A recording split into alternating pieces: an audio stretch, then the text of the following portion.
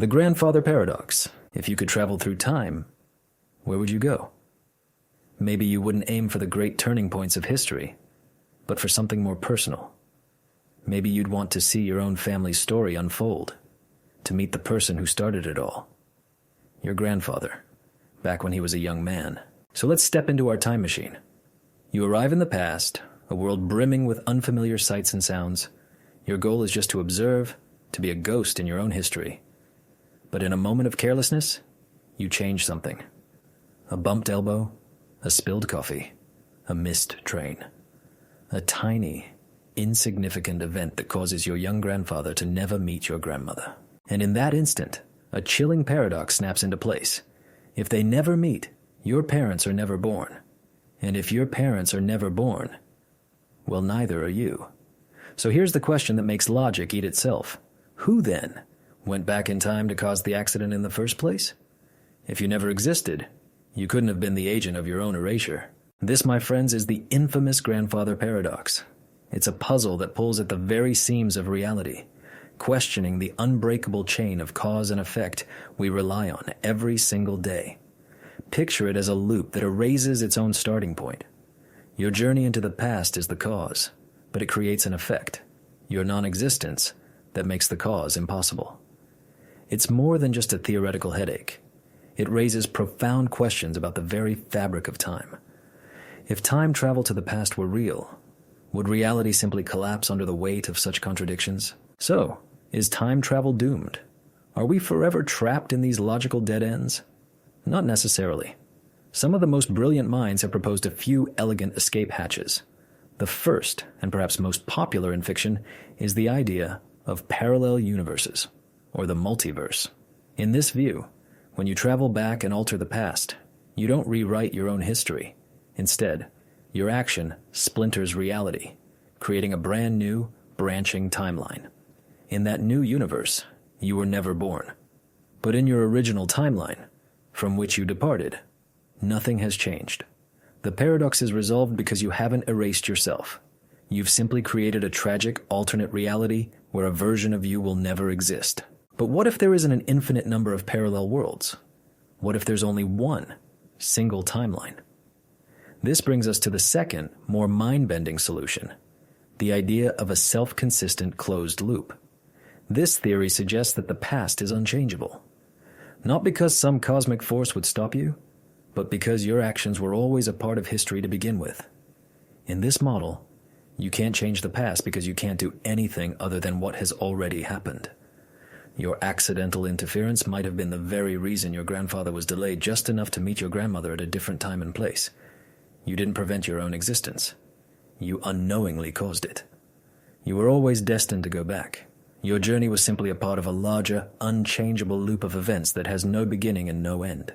This thought experiment isn't just for science fiction fans. It forces us to confront some of the deepest questions in physics and philosophy. It challenges our notions of free will versus determinism. Are our choices our own? Or are we just actors in a pre-written script? Physicists themselves grapple with this. While theories like Einstein's relativity theoretically allow for paths through space-time that loop back on themselves, they also hint that nature might have built-in safeguards, like requiring infinite energy, to prevent such paradoxes. And of course, this very puzzle has fueled countless works of popular culture, from novels to blockbuster films, each trying to find a creative way to either solve the paradox or embrace its terrifying consequences. So, while a time machine might not be sitting in our garage just yet, the grandfather paradox remains an incredibly valuable tool for thought. It pushes the boundaries of our imagination and forces us to admit that our neat, linear understanding of time might just be the tip of a very, very strange iceberg. The liar's paradox. I want you to consider a single simple sentence, just 5 words. It's a statement that has twisted the minds of logicians and philosophers for thousands of years, a puzzle that seems to break the very concept of truth. Are you ready? Here it is. This statement is false. Now let's try to figure out if it's true or false. We only have 2 options, right? Let's start with the first one. Let's assume the statement is true. If it's true, then it must be accurately describing itself. And what does it say about itself? It says it's false. So if it's true, it must be false. That can't be right. We've hit a wall, a flat-out contradiction. Okay, so let's try the other option. Let's assume the statement is false. If it's false, then what it's claiming must be incorrect. It's claiming to be false. So if that claim is incorrect, the statement must actually be true. Wait a minute. Now we're back where we started. If it's false, it's true.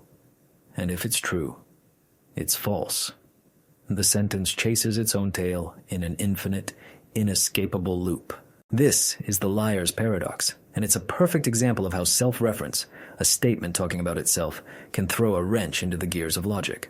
Our entire system of reasoning is built on a simple, binary foundation. A statement is either true or it is false. But this sentence seems to be both and neither, all at once. This isn't some modern invention. The roots of this paradox dig deep into ancient Greece. One of its earliest forms comes from the philosopher Epimenides, who was himself from Crete. He famously declared, "All Cretans are liars." Think about that. If his statement is true, then he, as a Cretan, must be lying. Which means his statement is false. But if he's lying, and his statement is false, then that means not all Cretans are liars, which could allow his statement to be true. It's the same dizzying loop, just dressed in ancient clothes. The modern version, "This statement is false," is just a more direct surgical strike at the heart of the problem. It strips away all the extra details and leaves us with pure, unadulterated self-reference. And it's not just a single trick sentence. You can create whole networks of these things. Imagine two sentences. Sentence A says, sentence B is true. Sentence B says, sentence A is false. Try to unravel that, and you'll find yourself tangled in the same web. Why does this matter? Because it reveals a fundamental crack in the foundations of our logical systems. It shows that our simple, intuitive rules about truth can be broken. When a statement can refer to its own truth value, it can create a kind of logical black hole from which no consistent answer can escape. This paradox forced mathematicians and philosophers to realize that if they wanted to build perfectly consistent systems of logic and mathematics, they had to be very, very careful about letting statements talk about themselves. So when we look closer at the liar's paradox, we see it's not just a clever word game. It's a profound challenge that strikes at the core of what we mean by truth and falsehood. It exposes a vulnerability in the very bedrock of classical logic. In our everyday world, and in traditional logic, we rely on the idea that any clear statement has to be one or the other, true or false. But the liar's paradox refuses to be categorized. This statement is false, can't be true without being false, and can't be false without being true. This little sentence demonstrates that our binary system, as powerful as it is, has its limits. It's not fully equipped to handle this kind of self-referential loop. The paradox shows that the moment a system of logic is powerful enough to talk about itself, it runs the risk of creating statements that it cannot solve. This has huge implications, especially for formal systems like mathematics. Mathematicians strive to create frameworks that are perfectly rigorous and free from contradiction. But the liar's paradox, in its various forms, showed that self-reference was a dangerous ingredient. It was like a rogue variable that could bring the whole structure crashing down. To prevent this, thinkers had to devise new rules. The great philosopher and mathematician Bertrand Russell, for example, developed something called type theory. It's a bit like creating a hierarchy. Imagine you have boxes. Type theory says, a box can't contain itself. A statement about a group of statements can't be part of the group it's talking about. By organizing language into different levels, or types, it prevents these self-referential loops from ever forming. Philosophically, the paradox pushes us to ask deeper questions about truth itself. Is truth a simple property that every sentence either has or doesn't have? Or is it more complex? Maybe some statements, like this one, simply fall outside the bounds of truth and falsity. They are neither true nor false, they are meaningless or paradoxical. The paradox reveals how complex and slippery language can be. A sentence referring to itself creates a kind of echo chamber of meaning, a logical knot that conventional thinking can't untie. In response to this challenge, some wild and fascinating ideas have emerged. Semantic theories try to carefully define how we can talk about truth without falling into these traps. And then there's a more radical approach called dialetheism. Dialetheists look at the liar's paradox and say, what if the contradiction isn't a problem? What if some statements can be both true and false at the same time? It's a mind-bending idea that completely throws out the classical rules, but it offers a way to accept the paradox without having to explain it away. The liar's paradox, then, has been an incredible engine for philosophical and logical discovery. It's a tiny crack that, when pried open, revealed the immense and sometimes fragile complexity of our most fundamental tool, reason itself. The shockwaves from the liar's paradox didn't just stay within philosophy. They rippled out, affecting fields you might not expect, like computer science, mathematics, and even the study of language itself. In the world of computer science, for example, the paradox is a stark reminder of the dangers of self-reference and recursion. Recursion is a powerful programming tool where a function calls itself to solve a problem. But if it's not handled carefully, if there's no base case to tell it when to stop, it creates an infinite loop. The program will call itself forever, consuming all available memory and crashing the system. This is the practical, computational ghost of the liar's paradox. A function that calls itself endlessly is like a sentence that can never resolve its own truth. Programmers have to design their algorithms to avoid these self-referential pitfalls, building in termination conditions that act like the logical rules designed to tame the paradox. In mathematics, the paradox was a direct ancestor to one of the most stunning intellectual achievements of the 20th century, Gödel's incompleteness theorems. Kurt Gödel took the core idea of self-reference and applied it to entire formal systems of math. He ingeniously created a mathematical statement that essentially said, this statement cannot be proven within this system. What he demonstrated was earth-shattering. Any formal system of mathematics powerful enough to do basic arithmetic will always contain true statements that it cannot prove. It's an echo of the liar's paradox, showing that no formal system can be both complete, able to prove all its truths, and perfectly consistent. It placed a fundamental limit on what mathematics can ever hope to achieve. And in linguistics, the study of language, the paradox forces experts to ask how meaning is even possible in the face of such self-reference. How do we construct and interpret meaning when a sentence can twist back on itself? This led to the development of semantic theories, which I mentioned earlier, that try to build frameworks for how we can talk about truth and meaning in a consistent way. It pushes linguists to explore how context and use shape meaning, suggesting that the meaning of a sentence isn't just in the words, but in how and when we use them. Beyond the academic world, the liar's paradox has seeped into our culture. It has become a symbol of the mind-bending, contradictory nature of reality and thought. It appears in literature, art, and film as a powerful metaphor for the themes of identity, truth, and the limits of human understanding. Whenever a story features a logical puzzle, an AI that gets stuck in a logic loop, or a character trapped in a philosophical conundrum, you can often feel the shadow of the liar's paradox lingering nearby. It speaks to our fascination with the limits of our own minds and the weird, tangled nature of reality itself. So, from the code running on your computer to the very foundations of mathematics, the influence of this ancient puzzle is profound. It's more than just a brain teaser. It's a fundamental challenge that forced us to build more robust, more careful, and more nuanced systems of thought. It stands as a timeless reminder that as we grapple with the big questions, we have to be wary of the logical knots we can tie ourselves into. The ship of Theseus. I want you to think about something you've owned for a very long time. Maybe it's a favorite old armchair, a classic car, or even just a lucky baseball glove. Over the years, you've taken care of it. You replaced a torn cushion, you swapped out a rusty engine part, you restitched the worn leather. Now, imagine you continue this process over decades, until every single original piece has been replaced. Is it still the same object? This question, which feels so modern and relevant to our lives, is actually an ancient philosophical puzzle. It's called the Ship of Theseus, and it asks one of the deepest questions there is about identity. What does it mean for something, or someone, to remain the same over time? The story goes like this. Theseus, the mythical hero of Athens who slayed the Minotaur, returned home on his legendary ship.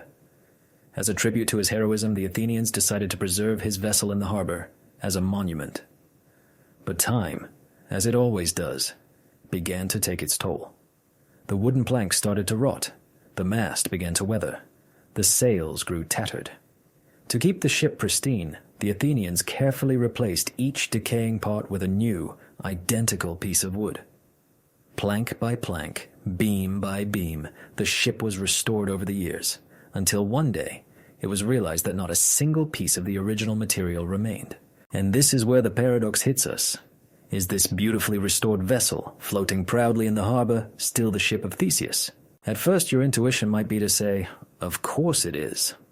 After all, it looks the same, it has the same name, it serves the same purpose as a monument, and it occupies the same space in history and in the harbor. It has a continuous history. It was never destroyed and rebuilt. But a nagging thought pulls at that certainty.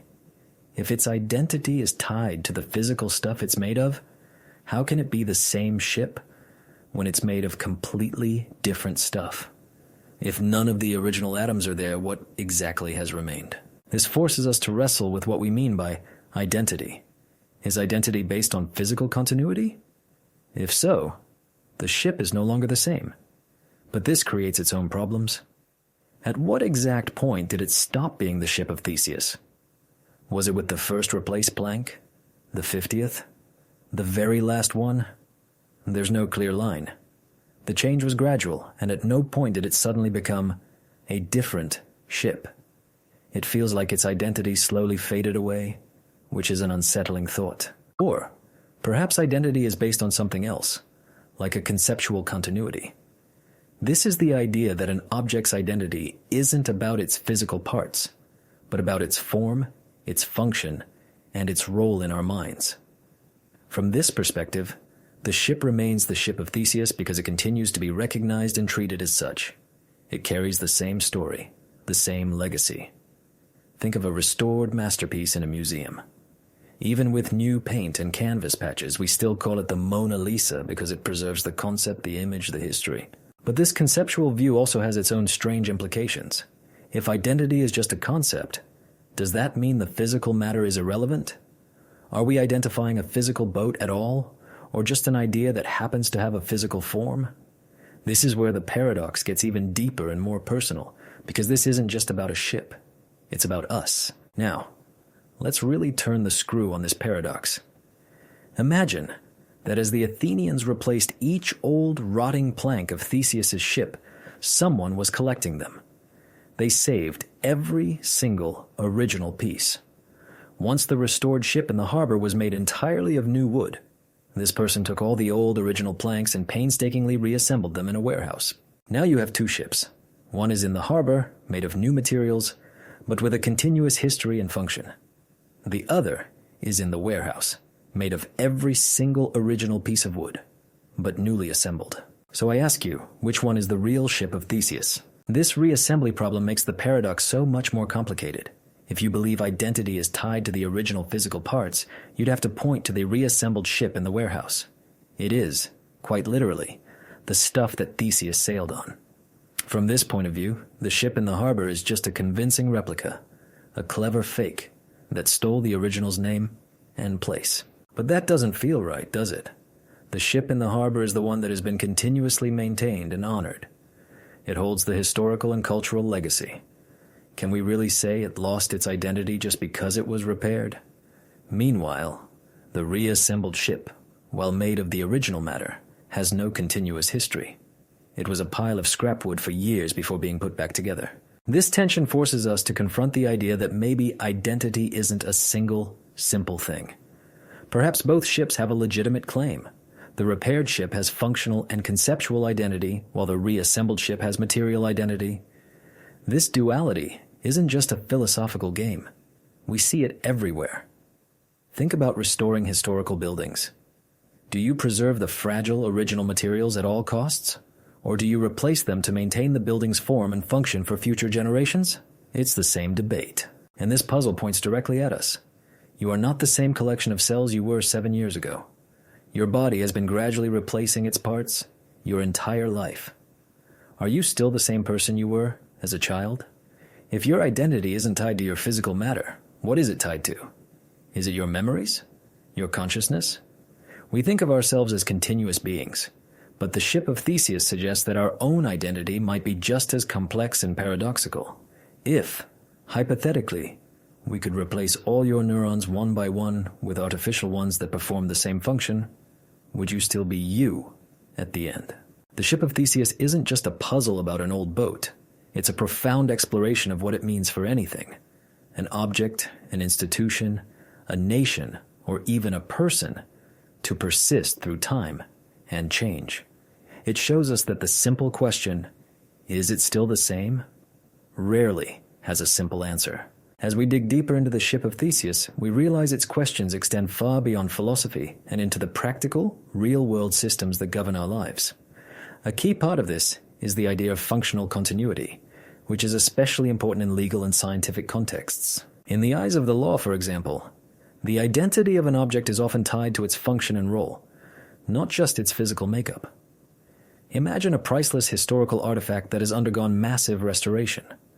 Legally, it's almost always treated as the same object because it continues to fulfill its cultural and historical purpose. Its identity is preserved through its role, even if most of its original materials are gone.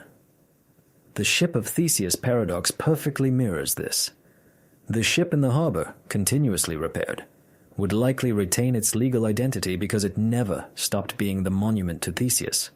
But what about the reassembled ship? Its legal status would be a nightmare. Who owns it? Is it a new creation or the original? Its existence would create a legal paradox as thorny as the philosophical one. This same logic applies to the biological world. You and I are constantly changing. Our cells die and are replaced, yet we consider ourselves to be the same person from birth to death. Why? Because of functional continuity. Our consciousness, our memories, our life functions persist in an unbroken chain, even as the physical matter that supports them is in constant flux. Our biological identity is a process, not a static object. In technology, we see this too. Think of a computer that has been upgraded over a decade. You've replaced the motherboard, the hard drive, the RAM, the processor. It might not share a single component with the machine you first bought, but you still think of it as the same computer, because it performs the same function and holds your data. Its identity is preserved through its ongoing role. This brings us to the most personal and ethical questions the paradox raises. As medical science advances, we can replace organs, tissues, and soon, perhaps even parts of our brain. If a person undergoes extensive replacements with artificial parts, at what point do we question if they are the same individual? This isn't just theory. It touches on profound ethical concerns about what it means to be human and how we define personal identity in an age of technological transformation. Philosophers have offered many ways to think about this. Some propose psychological continuity, the idea that personal identity is preserved as long as there is a continuous chain of psychological states like memories, beliefs, and personality. As long as your consciousness and memories persist, you are you, regardless of what your body is made of. Another beautiful idea is that of narrative identity. This view suggests our identity isn't just about physical or mental states, but about the ongoing story we tell about our lives. Our sense of self is shaped by the narrative we construct from our experiences. As long as that story remains coherent, our identity is preserved. The paradox even extends to whole societies and cultures. Traditions, symbols, and institutions change dramatically over time. A nation's flag might be redesigned, its laws rewritten, its population completely replaced over centuries. Yet, it's still regarded as the same nation because it maintains a cultural continuity, a shared history and significance. A university might change its faculty, its curriculum, and its campus buildings, but it remains the same institution because its fundamental role and identity persist. In the end, the Ship of Theseus offers a profound lens through which to view the world. By forcing us to think about functional, legal, and personal identity, it shows us that objects, people, and institutions can remain the same, even as they undergo constant radical transformation. It challenges our static assumptions and invites us to see identity not as a fixed thing, but as a dynamic, evolving process, a story continuously being told. The dichotomy paradox. Have you ever stopped to think about what it truly means to move? To just walk across a room? It seems like the simplest thing in the world. You decide to go from here to there, and you do it. But an ancient Greek philosopher named Zeno would tell you that this simple act is actually a logical impossibility, a journey you can never complete. Let's try it. Imagine you're standing at one end of a racetrack. Your goal is the finish line. To get there, Zeno says, you must first cover half the distance. Simple enough. But once you've reached that halfway point, you have a new, shorter race ahead of you. From the halfway mark to the finish. And to complete that journey, you must first cover half of the remaining distance. Now, you're 3/4 of the way there. But you still haven't arrived. You have to cover half of what's left, and then half of that, and half of that again. Do you see the problem? You are faced with an infinite series of tasks. No matter how many half distances you cross, there's always another, smaller half distance waiting for you. You are forever approaching the finish line, but never quite reaching it. If a single finite journey contains an infinite number of steps, how can you ever take the final one? This is Zeno's dichotomy paradox, and it's a brilliant and infuriating assault on common sense. Zeno wasn't just trying to be difficult. He was a student of the philosopher Parmenides, who argued that all change and motion are merely illusions. Zeno created this paradox to show that our intuitive idea of motion, when examined logically, falls apart into contradiction. He was trying to prove that the very concept of moving through space is fundamentally flawed. For centuries, this puzzle was a genuine stumper for thinkers. Our eyes tell us that motion is real, but Zeno's logic seems airtight. The breakthrough came with the invention of calculus by minds like Isaac Newton and Gottfried Leibniz. Calculus gave us the mathematical language to finally tame the infinite. It resolved the paradox by showing that, yes, you are completing an infinite number of steps, but those steps become infinitely small, and they take an infinitely shorter amount of time to complete. The distances, a half, a quarter, an eighth, a 16th, shrink so rapidly that their sum converges to a single finite number. The total length of the racetrack. You can complete an infinite number of tasks in a finite amount of time, as long as the tasks get progressively and sufficiently smaller. And this, of course, is what we experience in reality. We do manage to walk across the room. We reach our destinations. The paradox isn't a barrier in the physical world, but a flaw in a certain type of abstract reasoning. Psychologically, there's a lesson in here too. When we face a huge, overwhelming project, it can feel like an infinite task. But if we break it down into smaller and smaller steps, if we focus on just getting halfway, and then halfway again, we eventually complete the entire thing. We conquer the infinite by taking one finite step at a time. Zeno's dichotomy paradox, though ancient, remains this powerful and humbling thought experiment.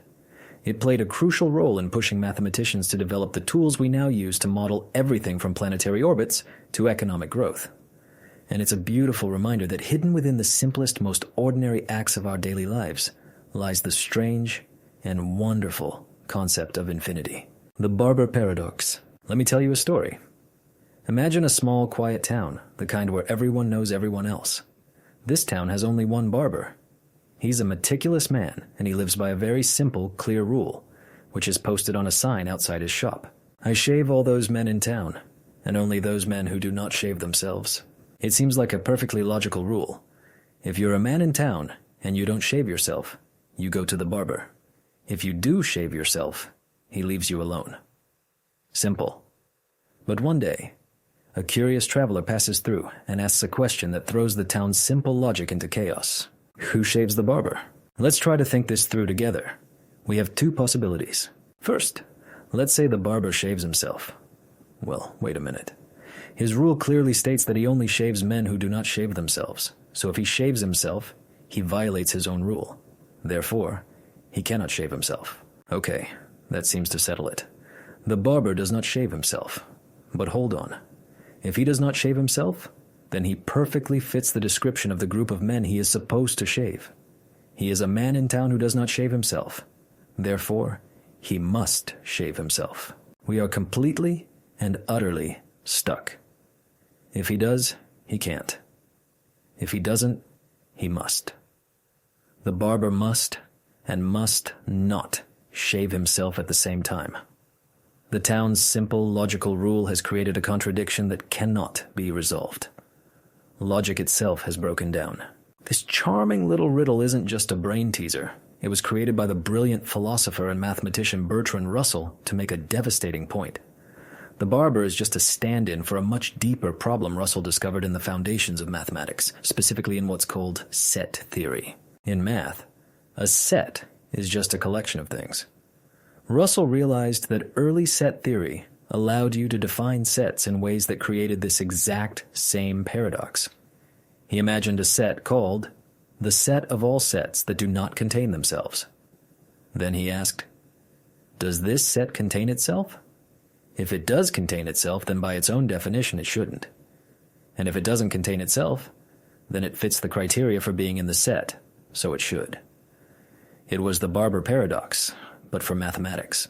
This discovery was a crisis. It showed that the logical foundations of mathematics, which were supposed to be perfectly solid, had a crack in them. To fix it, mathematicians had to rebuild those foundations with stricter rules. Russell himself proposed something called type theory, which basically forbids this kind of self-reference by organizing sets into a hierarchy. It's like saying, a rule can't apply to itself. Another, more common solution used today, is a system called Zermelo-Fraenkel set theory, which includes an axiom that explicitly states no set can be a member of itself. It solves the paradox by simply making the paradoxical question impossible to ask in the first place. For me, the barber paradox is a brilliant cautionary tale. It shows how self-reference can be a logical landmine. It has implications for computer science, where a recursive function that calls itself without an exit condition will crash a program. And for philosophy, reminding us that even the most seemingly straightforward language can hide deep contradictions. It's a humble, yet powerful reminder that the rules of logic must be constructed with extreme care, because sometimes a simple statement can contain the seeds of its own collapse. The paradox of choice. Have you ever stood in a supermarket aisle staring at a wall of 50 different types of pasta sauce and felt completely paralyzed? Or scrolled endlessly through a streaming service with thousands of movies, only to give up and watch nothing at all? If so, you've experienced a modern and deeply personal puzzle, the paradox of choice. The central idea, popularized by psychologist Barry Schwartz, is completely counterintuitive. We think that more choice is always better. Freedom is choice, right? More options should mean a greater chance of finding the perfect thing, leading to more satisfaction. But the paradox suggests the exact opposite. Beyond a certain point, more choice doesn't make us happier. It can actually lead to anxiety, regret, and dissatisfaction. So, why does this happen? Let's go back to that ice cream shop. If there are 3 flavors, chocolate, vanilla, and strawberry, the decision is easy. You pick one, and you enjoy it. But what if there are 100 flavors? Now, the process becomes work. This is the first trap. Decision fatigue. The sheer mental effort of evaluating every single option, reading the descriptions, imagining the taste, comparing them all, is cognitively exhausting. By the time you make a choice, you're already tired, and your ability to enjoy it is diminished. The second trap is regret. With 100 options, the chances that you pick the absolute best one are slim. As you're eating your wild berry lavender swirl, you can't help but wonder, what if the pistachio honey brittle was better, or the espresso caramel fudge? The ghost of all the choices you didn't make haunts the one you did, creating a feeling of regret and lowering your satisfaction. With only 3 flavors, you're less likely to feel you missed out on something extraordinary. And this leads to the third trap, escalating expectations. When you have so many options, you expect to find the perfect one. Your standards go up. You're not just looking for a good flavor, you're looking for an earth-shatteringly perfect flavor. And when your choice is merely very good, it feels like a disappointment because it didn't live up to the fantasy of perfection that the sheer number of options promised. This isn't just about ice cream or pasta sauce. The paradox of choice affects our biggest life decisions, careers, relationships, where to live. An abundance of options can lead to what we call analysis paralysis, where the fear of making the wrong choice becomes so overwhelming that we fail to make any choice at all. This is especially true for two types of decision makers that Schwartz identifies: maximizers and satisficers. Maximizers are the people who feel compelled to examine every single option to ensure they are making the absolute best possible choice. They are the ones who read every online review and compare every feature before buying a camera.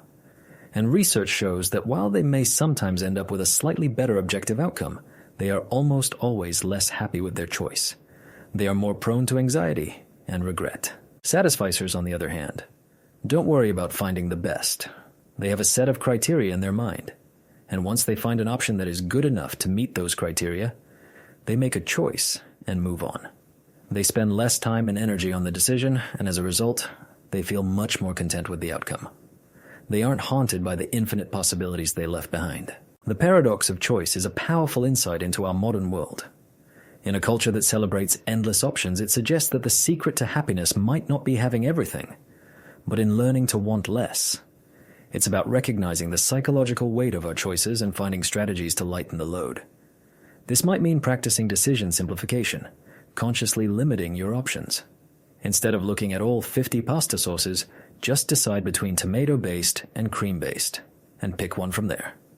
It means embracing the good enough mindset of a satisficer, freeing yourself from the tyranny of finding the perfect choice. And finally, it's about practicing gratitude, appreciating the choice you made, rather than regretting the ones you didn't. In a world of infinite choice, sometimes the most liberating decision is to choose to be content. The bootstrap paradox. Imagine you're a brilliant physicist who has finally cracked the secret of time travel. But your true passion has always been Shakespeare. You have a worn, leather-bound copy of Hamlet that you treasure above all else. In a moment of inspiration, you decide to travel back to the Elizabethan era, find the bard himself, and give him this book. You think, maybe he lost his original copy. I'll be doing him a favor. So, you travel back, you meet a young, aspiring writer named William Shakespeare, and you hand him the book. He is astonished. He has never seen such a masterpiece. He is so inspired that he spends the rest of his life copying it down, claiming it as his own, and becoming the most famous playwright in history.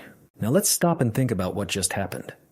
The copy of Hamlet that you took back in time is the very same one that Shakespeare copied to create the original Hamlet. So, where did Hamlet come from? It didn't come from you. You just had a copy. It didn't come from Shakespeare. He just copied it. The play seems to exist in a closed loop with no point of origin. It's an idea, an object, that pulled itself up by its own bootstraps. This is the bootstrap paradox, also known as a causal loop. It describes a situation where an object or a piece of information has no beginning because it is caught in a self-sustaining cycle of cause and effect. The effect, the existence of the book, travels back in time and becomes its own cause. It's a temporal chicken and egg problem with no first move. Let's break down another classic example. A time traveler is visited by their future self, who hands them the blueprints for a time machine. The traveler then uses those blueprints to build the very time machine that will, one day, allow them to travel back and give the blueprints to their younger self. So, who designed the time machine? Nobody. The blueprints exist only within the loop. They are their own author. This paradox presents a profound challenge to our understanding of causality. We live in a world where everything has an origin story. A tree comes from a seed. A book comes from an author. A machine comes from a designer. But a bootstrapped object defies this fundamental law. It exists without creation. It's a piece of information that has appeared from nowhere, sustained only by the logic of the loop itself. This idea messes with more than just causality. It touches on the laws of physics and the nature of reality. For instance, what about the second law of thermodynamics, which states that entropy, or disorder, always increases over time? An object like the Hamlet book passed around in a loop forever would never age, never decay. It would be immune to the ravages of time, a physical impossibility. And what about free will? If you are caught in a bootstrap paradox, your actions are not your own. You must take the book back to Shakespeare. You must give the blueprints to your younger self. If you chose to do anything else, the loop would break, and the object would never have existed in the first place. A contradiction. This suggests a universe that is not just deterministic, but one where some events are locked into unbreakable, unauthored scripts. The bootstrap paradox forces us to confront the weirdest possibilities of time travel. Unlike the grandfather paradox, which threatens to erase existence, the bootstrap paradox creates existence out of thin air. It suggests that if time travel is possible, the universe might be littered with these strange, orphaned objects and ideas, endlessly cycling through time, their origins forever a mystery because they have no origin at all. It's a haunting and beautiful idea that some of our greatest works of art or most brilliant inventions might not have an author, but are instead timeless echoes in a closed loop of history. The Sorites paradox, the paradox of the heap.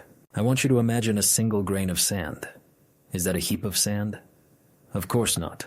That's just a grain. Now, let's add another grain. Do you have a heap now? 2 grains of sand? No, that's definitely not a heap. What if we add another?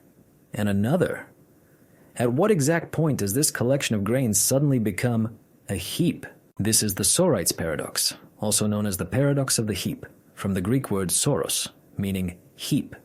And it is a wonderfully frustrating puzzle that reveals a fundamental problem not with sand, but with our language and our logic. The paradox works like this. We can all agree on 2 simple premises. Premise 1, a single grain of sand is not a heap. Premise 2, adding just 1 more grain of sand to something that is not a heap will not magically turn it into a heap.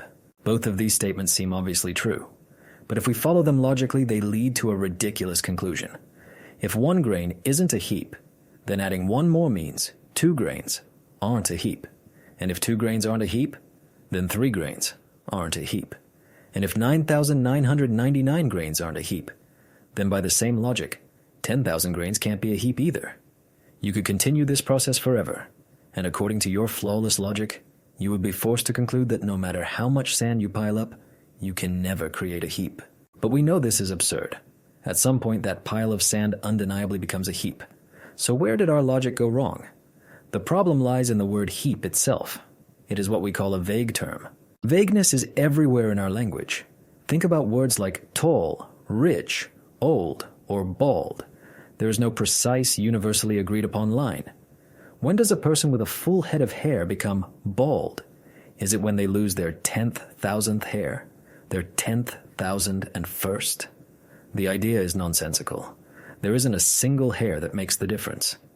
Yet there is a clear difference between a person who is bald and a person who is not. The Sorites paradox challenges the very foundation of classical logic, which loves precision. Traditional logic operates on the principle of bivalence. Any statement is either 100% true or 100% false. But vague terms break this system. Is the statement, "This is a heap," true or false when you have a pile of 500 grains? It doesn't feel like either. It feels like it's sort of a heap. Philosophers have proposed several ways out of this mess. One approach is called epistemicism. This view claims that there's a precise cutoff point, a specific number of grains that makes a heap, but it is impossible for us to ever know what it is. The line is real, but our knowledge is limited. To me, this feels a bit like kicking the can down the road, but it does preserve classical logic. A more intuitive approach is fuzzy logic. Fuzzy logic throws out the black and white true-false system and introduces degrees of truth. A statement can be 20% true or 70% true. In this model, a pile of 10 grains might be 0.01 heap, while a pile of 5,000 grains is 0.9 heap. This aligns much better with how we actually experience these concepts. Another idea is supervaluationism. This one is a bit more complex, but it basically says that a vague statement is true if it's true under every reasonable way of making it precise. Since there's no single reasonable way to define heap, statements about borderline cases are neither true nor false. And finally, some philosophers like Wittgenstein would argue we're asking the wrong question. The meaning of a word like heap isn't found in a precise definition, but in its use. We use the word heap to communicate effectively in a given context, even if we can't define its exact boundaries. We all know what it means to clean up that heap of clothes, and the lack of a precise number of shirts doesn't stop us. The Sorites paradox is more than just a philosophical game. It has real-world implications for law. What constitutes reasonable force? For medicine, When does quality of life become unacceptable? And for artificial intelligence, how do you program a machine to understand vague human concepts? It's a brilliant and humbling puzzle that shows us that the world is messy, continuous, and resistant to our attempts to draw sharp, clean lines everywhere. The paradox of the unexpected examination. Imagine this. On Monday morning, your teacher makes a chilling announcement. There will be an exam on one of the 5 days of this week, she says. And here's the catch. The day of the exam will be a total surprise. You will not know which day it is until I hand out the papers. You and your classmates sit there, a little nervous, but then the cleverest student in the class starts to reason aloud. Okay, she begins. Let's think about this logically. Can the exam be on Friday? She shakes her head. Number. Because if we get to the end of the day on Thursday and the exam hasn't happened yet, we would know it has to be on Friday. It would no longer be a surprise. So, Friday is impossible. The class murmurs in agreement. She's right. All right, she continues. Since we've ruled out Friday, can the exam be on Thursday? She thinks for a moment. No, it can't be Thursday either. Because with Friday already eliminated, if we get to the end of Wednesday and there's been no exam, we would know it has to be on Thursday. That wouldn't be a surprise either. So Thursday is also out. A ripple of excitement goes through the classroom. This is brilliant.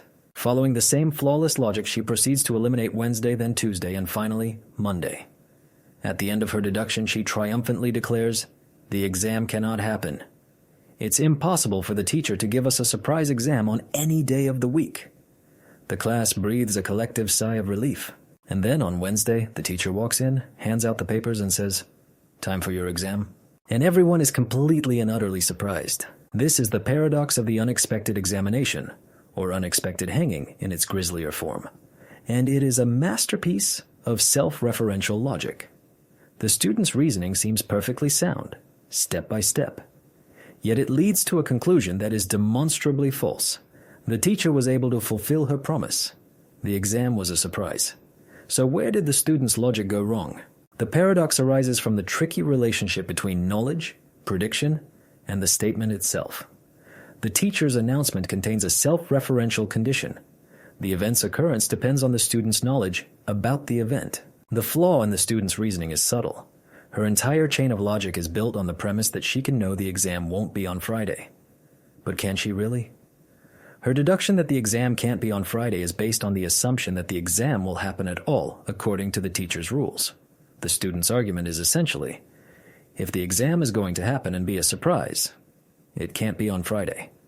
Then, if the exam is going to happen and be a surprise, it can't be on Thursday.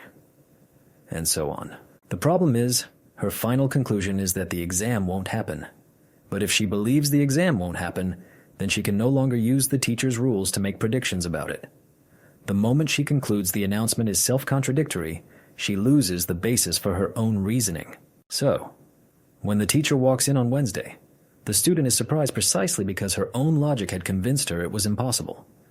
Her attempt to predict the future based on the condition of surprise is the very thing that makes the surprise possible. It's a beautiful paradoxical loop. You can't use the premise this will be a surprise to logically deduce that it can't happen, because if you believe it can't happen, you are guaranteed to be surprised when it does. This puzzle isn't just a classroom game. It touches on deep issues in philosophy about knowledge, belief, and prediction. It shows that our logical systems can sometimes get tangled when they try to make statements about their own limits or about the knowledge of the people using them.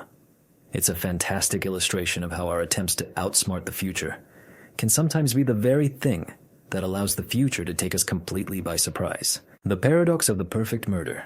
We are all fascinated by the idea of perfection, the perfect game, the perfect novel, the perfect performance. But what about the darker side of this obsession? What about the perfect crime?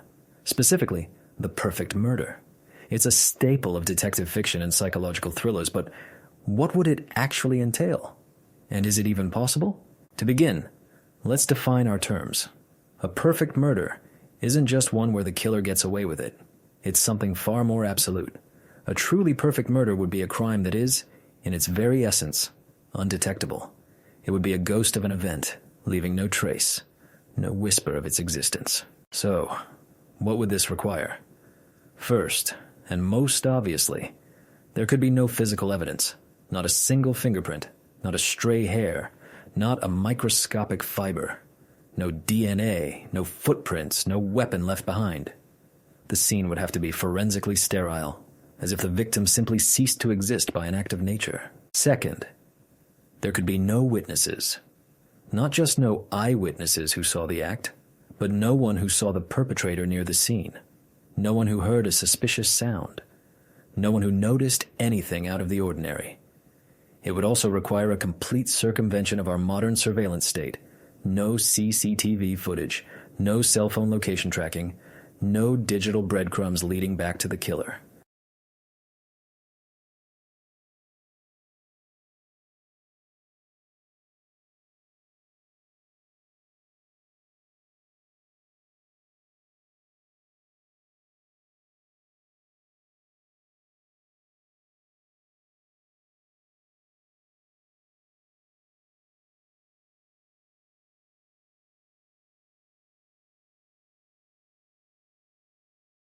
And third, perhaps most importantly, there could be no discernible motive. The victim and the perpetrator would have to be complete strangers, with no personal, financial, or emotional connection that could ever be traced. The crime would have to appear completely random, an act without reason because a motive is a thread, and investigators are experts at pulling on threads. Now, as we lay out these conditions, the paradox begins to emerge. The very concept of a perfect murder starts to contradict itself. Why? Because for us to even know that a perfect murder has occurred, there must be some evidence that a murder took place, namely, a body. But a body is evidence. It tells us a person has died, and forensic science can tell us how. If the death is ruled a homicide, the investigation begins, and the search for imperfections starts. So, perhaps a truly perfect murder is one that is never even recognized as a murder. The death would have to be convincingly disguised as an accident, a suicide, or natural causes. But even this is incredibly difficult. Modern forensics are remarkably adept at uncovering the hidden signs of foul play. To fool an experienced medical examiner would require an almost supernatural level of knowledge in medicine, chemistry, and physics. This is where the paradox deepens. The pursuit of perfection introduces immense complexity, and complexity breeds error. Every step the killer takes to eliminate one piece of evidence risks creating another. Wearing gloves prevents fingerprints, but the gloves themselves can leave behind unique fibers. Cleaning a crime scene with bleach might remove DNA, but the bleach itself is a chemical trace that signals a cover-up. The very act of trying to be perfect is, in itself, an imperfect human endeavor. The paradox of the perfect murder, then, is this. The only truly perfect murder is one that we could never, ever know about. If a death is successfully classified as an accident, then to the rest of the world, no murder occurred. It exists only in the mind of the perpetrator. It is a perfect crime, but also a non-event. It cannot be studied, it cannot be confirmed, it can only be theorized. The moment we can point to a case and say, this might be a perfect murder, its perfection is already compromised because we suspect. This thought experiment isn't just a grim fantasy. It has profound implications for our understanding of justice and knowledge. It highlights the fundamental limitations of any investigative system. We can only solve the crimes we know about. This leads to the unsettling possibility that our statistics on crime and our very perception of safety are based only on the imperfect criminals, the ones who made a mistake. The concept of a perfect crime also shines a light on the ever-advancing arms race between criminal methods and forensic science. For a time, certain poisons were considered undetectable, allowing for what seemed like perfect murders. But as technology advanced, new tests were developed, and those cold cases were often reopened and solved. This suggests that perfection in crime may only be temporary, a state that exists only until science catches up. Ultimately, the paradox of the perfect murder is a humbling thought experiment. It challenges our belief that we can know and solve everything. It serves as a stark reminder of the limits of human control and the ever-present possibility of the unknown. It forces us to confront the fact that justice is a system built to deal with human fallibility, and it may be powerless against a theoretical act of flawless execution. It is a puzzle about the nature of evidence, the limits of investigation, and the unsettling idea that the most successful acts of evil may be the ones that are forever invisible to us.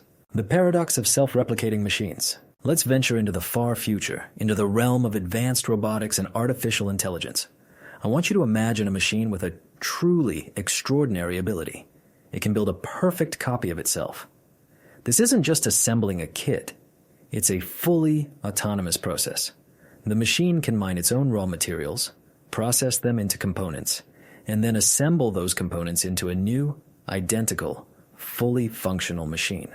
This concept, first seriously explored by the brilliant mathematician John von Neumann, is known as a universal constructor. Von Neumann's idea was to lay the theoretical groundwork for a machine that could not only replicate itself but could also build any other machine it was programmed to, including ones more complex than itself. It's the ultimate form of automation. On the surface, this idea is incredible. Imagine sending a single seed machine to Mars. It could use the Martian soil and rock to build factories, habitats, and an entire fleet of other machines, creating a sprawling industrial base without any direct human labor. In nanotechnology, scientists dream of molecular-scale machines, or nanobots, that could self-replicate to repair human tissue or build revolutionary new materials from the atom up. The potential is limitless. But as we look closer, this fascinating concept begins to reveal a series of deep and troubling paradoxes. The first and most practical challenge is the paradox of resources. For a machine to replicate itself, it needs matter and energy. A single machine might not need much, but the process is exponential. One machine becomes two, two become four, four become eight, and so on.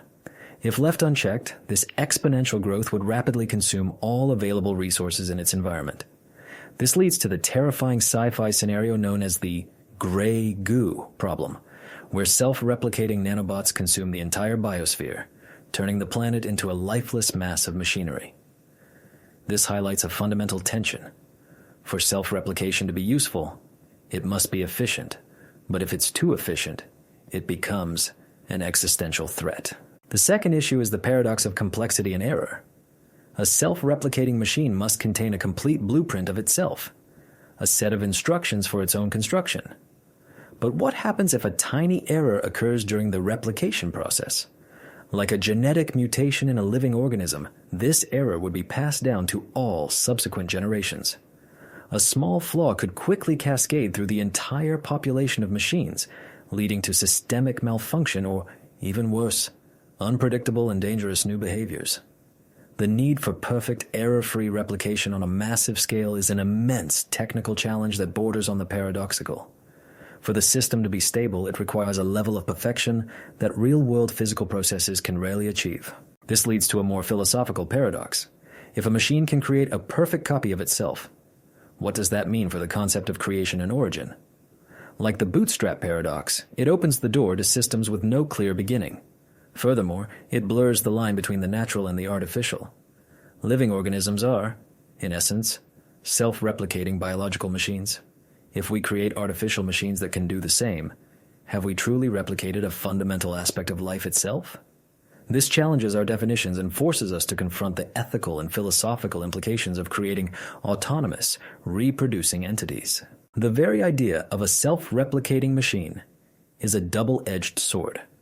It represents a pinnacle of technological achievement, a way to unlock immense creative and productive power. But it also represents a profound risk, the risk of losing control. The paradox lies in the balance. To be truly useful, the machines must be autonomous, but to be safe, they must be under our control. How can they be both at the same time? This puzzle forces us to think critically about the future of automation and artificial intelligence. It's not just a technical problem. It's an ethical and societal one. It asks us to consider the long-term consequences of our creations and to build safeguards and limitations into our technology from the very beginning. The dream of a machine that can build anything is powerful, but the paradox of self-replication serves as a vital warning. When we give our creations the power to reproduce, we must be prepared for the consequences, both intended and unforeseen. The paradox of the ruler. Imagine a perfect ruler, not a king or a queen in the historical sense, but an ideal authority figure tasked with making the best possible decisions for their domain. This ruler is wise, benevolent, and most importantly, perfectly rational. Their only goal is to make choices based on pure logic and evidence, free from personal bias, emotion, or political pressure. Now let's give this ruler a complex problem. They must choose between two policies. Policy A will bring great prosperity to 90% of the population, but will cause significant hardship for the remaining 10%. Policy B will maintain the status quo, creating no new prosperity but also causing no new hardship. The paradox of the ruler emerges from the simple question, what is the rational choice? At first glance, this seems like a straightforward utilitarian calculation. A rational ruler might choose policy A because it maximizes the overall good for the greatest number of people. But is that the only definition of rationality? Another rational perspective, based on principles of justice and fairness, would argue that knowingly causing harm to a minority, no matter how small, is an irrational and unethical act. From this viewpoint, policy B is the only rational choice because it upholds the principle of do no harm. Here, the paradox begins to take shape. We have two completely different conclusions, both of which can be defended with strong rational arguments. The paradox isn't about finding the right answer. It's about the fact that the concept of a single, purely rational decision begins to break down when faced with competing values. Rationality itself is not a monolithic concept. There is the rationality of efficiency, the rationality of ethics, the rationality of risk aversion. Which one should a ruler use? This problem deepens when we consider the nature of the ruler's authority. The ruler has the power to make a decision, but on what is that power based? If their authority comes from the people, they might be pressured to choose the most popular policy, even if they believe it's not the most logical one. If their authority is absolute, they might be tempted to choose the policy that is easiest to implement or that strengthens their own position. These external pressures and internal biases threaten the very idea of a purely rational decision. The ruler's own role creates a set of influences that conflict with the ideal of detached objective logic. Furthermore, the paradox highlights the problem of imperfect information. In the real world, no ruler ever has all the facts. Their decisions are based on models, predictions, and incomplete data. There's always an element of uncertainty.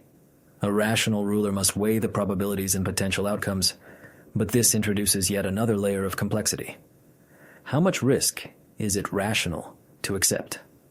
A choice that seems rational based on one set of predictions could seem wildly irrational based on another. The paradox of the ruler, then, is this. The ideal of a perfectly rational authority figure making perfectly rational decisions may be a logical impossibility. The very act of ruling involves navigating a landscape of conflicting rationalities, inherent biases, and fundamental uncertainty. This thought experiment has huge implications for how we view governance, leadership, and decision-making in any field. It teaches us that relying on a single leader's rationality is dangerous. It underscores the importance of systems that incorporate multiple perspectives and values, systems that rely on transparency, accountability, and expert consultation. A wise ruler isn't one who claims to have all the rational answers, but one who creates a process where different forms of reasoning can be weighed and balanced. It also serves as a powerful argument against technocracy, the idea that experts should rule because they can make the most logical decisions. The paradox shows us that many of the most important decisions we face are not technical problems to be solved, but ethical dilemmas to be navigated. There is no formula or algorithm that can tell us what is just. In the end, the paradox of the ruler is a challenge to our desire for simple, clean answers from our leaders. It reveals that true leadership is not about finding the one rational path, but about having the wisdom to manage the inherent contradictions and complexities of making decisions on behalf of others. It is a puzzle that reminds us that authority and rationality are not always easy partners, and that the most difficult choices are often the ones where logic alone is not enough. The paradox of the lottery. Have you ever bought a lottery ticket? I'm talking about one of those massive, life-changing drawings where the jackpot has ballooned to an astronomical figure. You stand in line, you pay your couple of dollars, and the cashier hands you a small slip of paper. You know, intellectually, that the odds of you winning are staggeringly low, less than your chance of being struck by lightning or becoming a movie star overnight. We're talking odds of 1 in 10 million, 1 in 100 million, or even more. And yet, as you walk away with that ticket in your pocket, what do you feel? For most of us, it's not a sense of statistical certainty that we've just wasted our money. It's a flicker of excitement, a tiny, persistent spark of hope. You start to daydream, just for a second, about what you would do with the winnings. You imagine quitting your job, buying a house, traveling the world. In that moment, your personal belief that you might just be the lucky one feels surprisingly, well, it feels surprisingly reasonable. Now, let's zoom out. Imagine that lottery has sold 10 million tickets. Every single one of those 10 million people is walking around with that same spark of hope, that same personal conviction that maybe, just maybe, this is their lucky day. And here, in this collective sea of optimism, a beautiful and profound paradox begins to surface. This is the paradox of the lottery. The core of the puzzle is the stark, undeniable conflict between two different kinds of rational belief. On the one hand, for any single ticket you pick out of the 10 million, it is overwhelmingly rational to believe that this ticket will lose. The probability of it losing is 99.999999%. It's about as close to a certainty as you can get in this universe.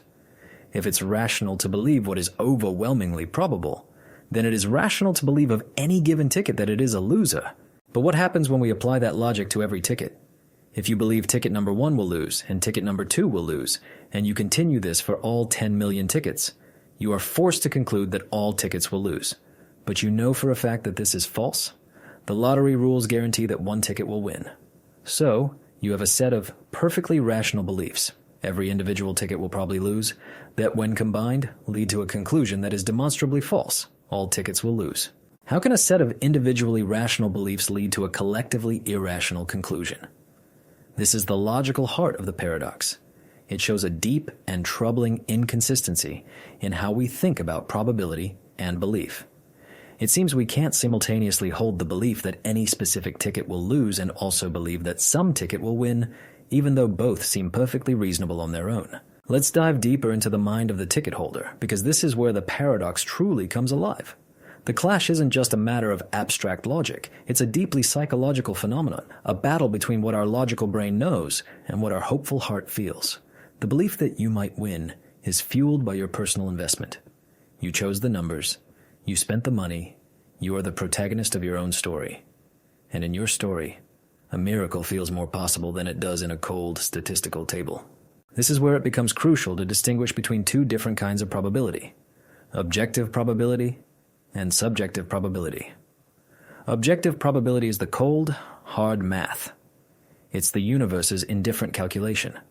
One winning ticket out of 10 million total tickets. It is a fixed external reality. But subjective probability is something else entirely.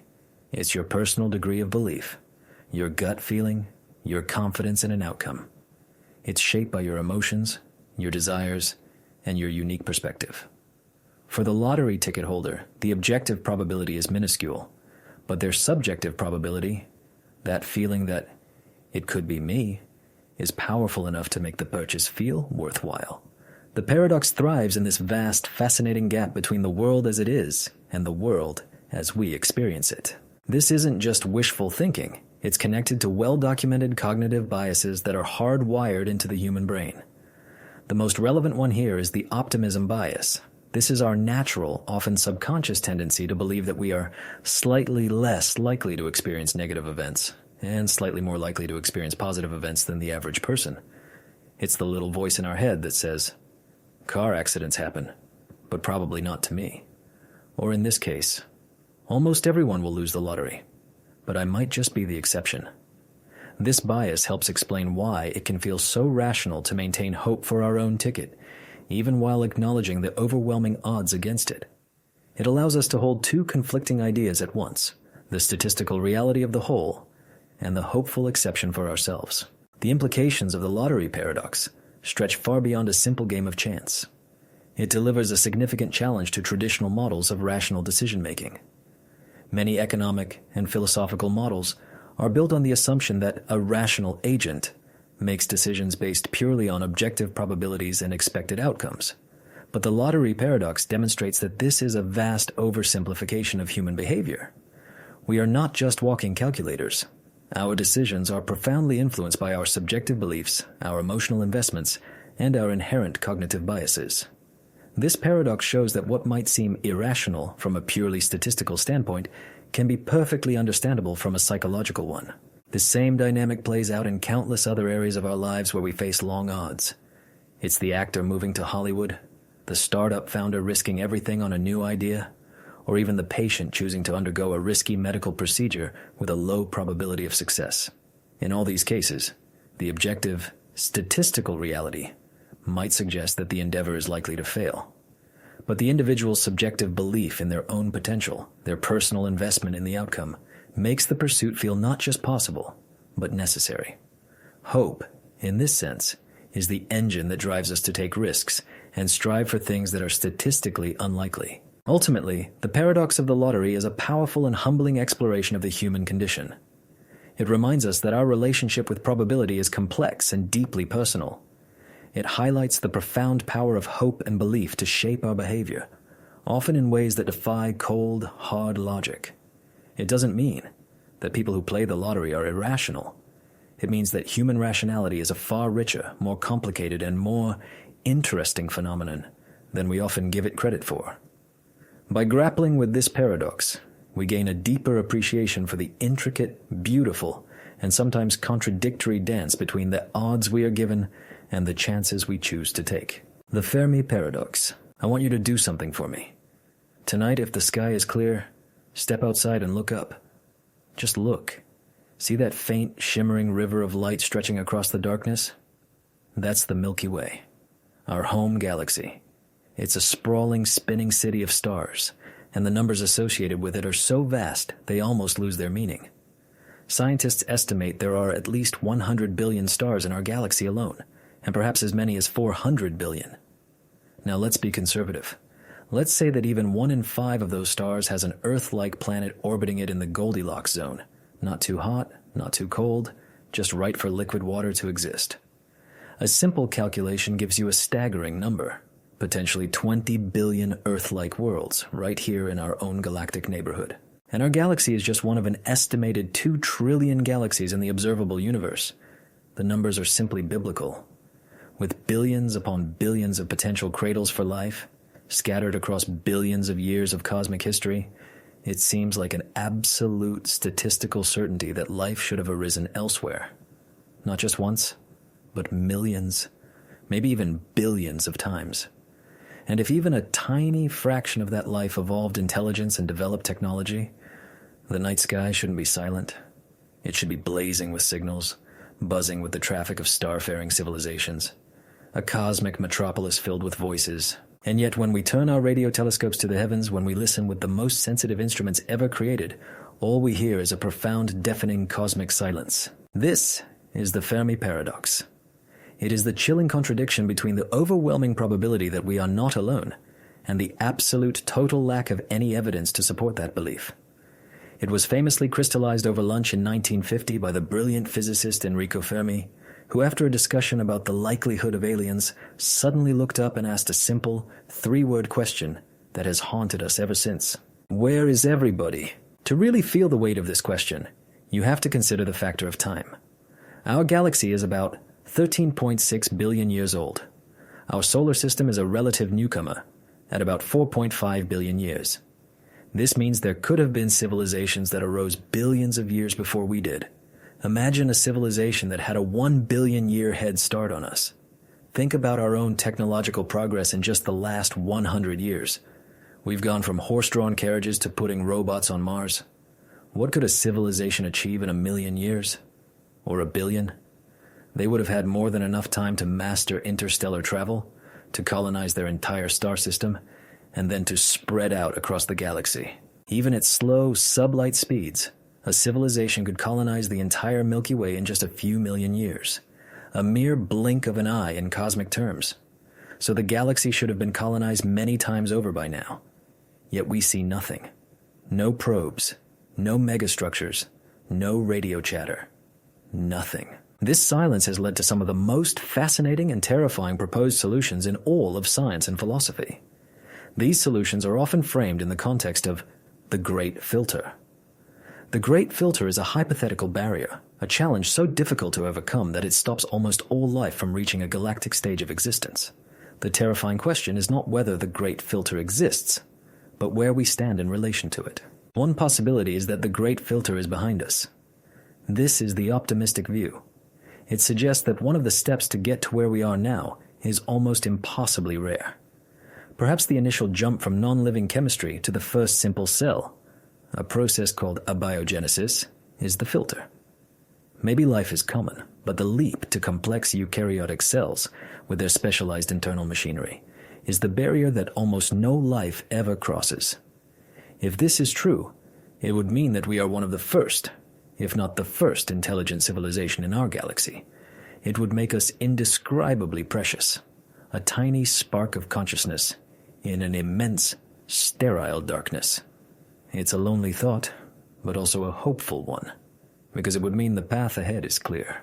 But there is a darker, far more pessimistic possibility, that the Great Filter is ahead of us. This idea is truly chilling.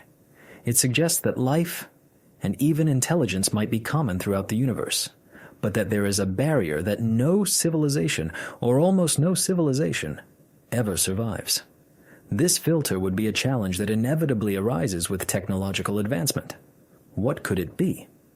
The list of candidates is a catalog of our own deepest fears: nuclear self-annihilation, catastrophic climate change, a genetically engineered pandemic that escapes the lab, or the creation of an uncontrollable artificial superintelligence that sees its creators as an obstacle.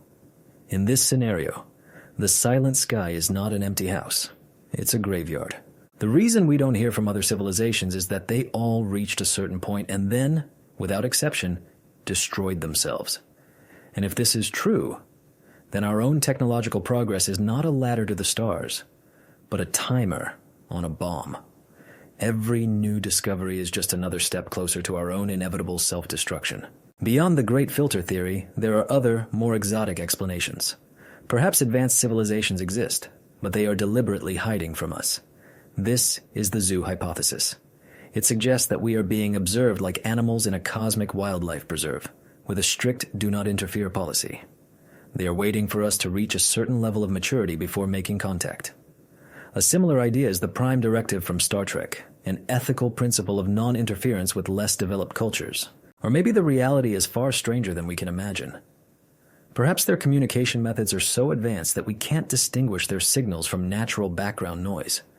Maybe they have transitioned from a biological to a purely digital existence, living in vast simulations inside Dyson spheres, with no interest in the messy physical world outside. Perhaps interstellar travel is simply far more difficult and expensive than we think, making galactic colonization impractical for any civilization. Or maybe, just maybe, the most straightforward and most terrifying answer is the correct one. That in all the vast, cold, silent expanse of the universe, we are truly, utterly alone. The Fermi paradox is a perfect paradox because it is unsolved. It is a mirror that reflects our greatest hopes and our deepest anxieties about our place in the cosmos. Every proposed solution tells us something profound about ourselves, our optimism, our fears of self-destruction, our desire for meaning. Until we find that first undeniable signal from the stars, or until we are certain that we never will, we are left to stare up at the sky and wonder. Are we the first children of the universe with a limitless future ahead, or are we just one more voice about to be silenced in a vast cosmic graveyard? The silence continues, and we continue to listen. The paradox of free will. I want you to think about a choice you made today. It can be anything, no matter how small. Maybe it was the choice to drink coffee instead of tea this morning. Maybe it was the choice to wear a blue shirt instead of a red one. Or maybe it was a bigger choice, like deciding to apply for a new job. Now ask yourself a simple question. Did you freely make that choice? Your immediate answer is probably, "Of course I did. No one forced me. I weighed my options, I had my preferences, and I acted on them. The choice was mine." This feeling of being the author of our own actions, of sitting in the driver's seat of our own lives, is perhaps the most fundamental and intimate experience of being human. We call it free will. But when we start to examine this concept with the cold, hard tools of logic and science, this intuitive certainty begins to crumble, revealing one of the most stubborn and profound paradoxes in all of philosophy. This is the paradox of free will, and it arises from a collision between our experience of freedom and the seemingly inescapable logic of cause and effect. Let's begin with a concept that has been the bedrock of science for centuries: determinism. This is the idea that every event, without exception, is the inevitable result of prior causes. The universe operates according to fixed physical laws.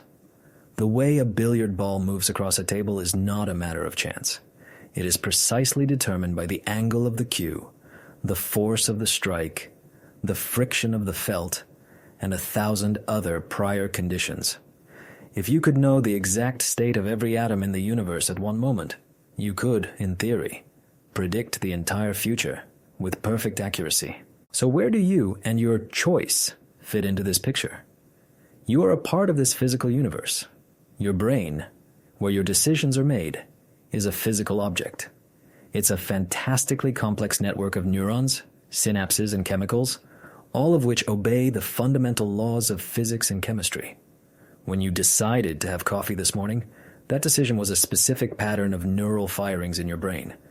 And that pattern of firing was caused by a preceding pattern, which was caused by the state of your brain chemistry, your hormone levels, your sensory inputs, like the smell of brewing coffee, and the entire history of your past experiences, stretching all the way back to your genetic makeup. From a deterministic point of view, your choice was not a moment of spontaneous creation. It was the inevitable, predictable outcome of a long, unbroken chain of cause and effect. If we could rewind the tape of the universe back to 1 second before you made your choice and play it again, with every single atom in the exact same position, you would make the exact same choice. Every single time. There's no room for a you that stands outside of this causal chain to freely intervene. This is the first horn of the dilemma. If determinism is true, then our feeling of free will is a powerful and persistent illusion. We are like puppets who are convinced they are pulling their own strings. Our choices are not freely made. They are simply the playing out of a script that was written at the beginning of time. This conclusion is so unsettling that many people rush to the other side. Okay, they say, what if determinism isn't true? What if there is real randomness in the universe? Modern physics, particularly quantum mechanics, seems to offer this escape hatch. At the subatomic level, events don't seem to be perfectly predictable. There appears to be genuine chance, a fundamental indeterminism built into the fabric of reality. So let's say your choice wasn't determined. Let's say it was the result of a random quantum event in one of your brain's neurons. A random particle swerved, a synapse fired that otherwise wouldn't have, and the thought, "I'll have coffee," popped into your head. Does this save free will? This is where the paradox tightens its grip. Because if your choice was caused by a random, uncaused event, how is that your choice? A random firing is no more under your control than a determined one. In fact, it's even less so. It's just a neurological accident, a bit of static in the system. It doesn't feel like freedom. It feels like a muscular spasm or a glitch. It doesn't grant you authorship over your actions. It makes you a victim of random chance. You didn't choose coffee. The universe's dice roll chose it for you. So here is the paradox in its full, infuriating glory. If our choices are determined, we are not free. But if our choices are random, we are not free. And since every event must be either determined or random, it seems that free will cannot exist. We are trapped. Logic seems to have proven that our most fundamental experience of ourselves is an impossibility. This paradox has massive implications. Our entire system of morality and justice is built on the assumption of free will. We praise people for their good deeds and punish them for their crimes because we believe they are responsible for their actions, that they could have chosen otherwise. But if free will is an illusion, what does that mean for responsibility? Can we truly blame a criminal for an act that was either the inevitable outcome of their brain chemistry and life history, or the result of a random neurological fluke? It challenges the very concepts of praise, blame, guilt, and retribution. Philosophers have been wrestling with this for millennia, and they've come up with a variety of positions. The hard determinists accept the paradox's grim conclusion: free will is an illusion, and we need to radically rethink our ideas about morality and justice. The libertarians, not the political kind, insist that our experience of free will is real, and that there must be something wrong with the argument. They propose that human consciousness is a special kind of cause in the universe, one that is neither determined nor random, a concept often called agent causation. It's an appealing idea, but one that is very difficult to reconcile with our scientific understanding of the world. And then there's the most popular view among modern philosophers, compatibilism. Compatibilists argue that we're defining free will in the wrong way. They say that the paradox sets up a false choice.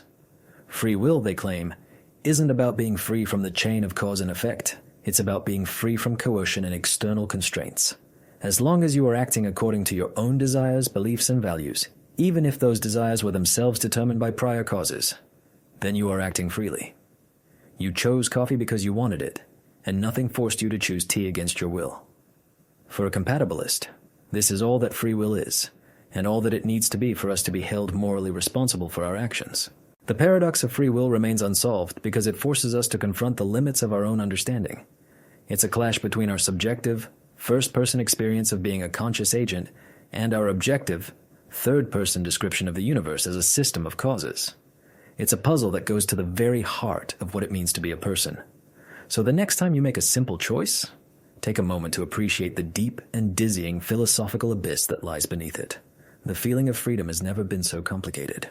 The black hole information paradox. I want you to imagine the most destructive object in the entire universe. A black hole. It's a point of such immense gravity that nothing, not even light itself, can escape its grasp once it crosses the point of no return, the event horizon. It is the ultimate cosmic prison. Anything that falls in, a star, a planet, an unlucky astronaut, is thought to be torn apart and crushed into an infinitesimally small, infinitely dense point called a singularity. It is, for all intents and purposes, wiped from existence. For a long time, this was the end of the story. Black holes were simple, terrifying objects that ate things.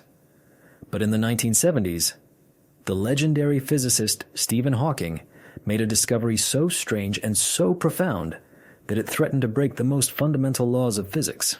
He discovered that black holes are not completely black. They glow. Through a complex quirk of quantum mechanics near the event horizon, black holes slowly, incredibly slowly, radiate energy away into space. This phenomenon is now called Hawking radiation. And because they are constantly losing energy, this means that black holes must, over unimaginable eons of time, eventually evaporate and disappear completely. They shrink until they vanish in a final tiny puff of radiation. And this is where the paradox is born. It is a paradox so deep and so troubling that it has consumed the lives of theoretical physicists for nearly 50 years. It is the black hole information paradox. To understand it, we need to talk about information. In physics, information isn't just data on a hard drive. It's the unique, specific quantum properties of every single particle in the universe. It's the blueprint that describes exactly how a thing is put together. Its position, its spin, its momentum. One of the most sacred, unbreakable laws of quantum mechanics is the conservation of information. This law states that information can never, ever be truly destroyed. It can be scrambled, rearranged, or hidden, but it can never be completely erased from the universe. If you burn a book, you might think the information is gone. But in theory, if you could capture every single particle of smoke, ash, and heat that was released, you could reconstruct the original book. The information is still there, just hopelessly scrambled. So, let's put these two ideas together. What happens when you throw a book into a black hole? The book, with all of its unique information, falls past the event horizon. The black hole then sits there for trillions of years, slowly evaporating away via Hawking radiation. And here is the problem. Hawking's original calculations showed that the radiation coming out is completely random. It's thermal, generic, and contains absolutely no information about what fell in.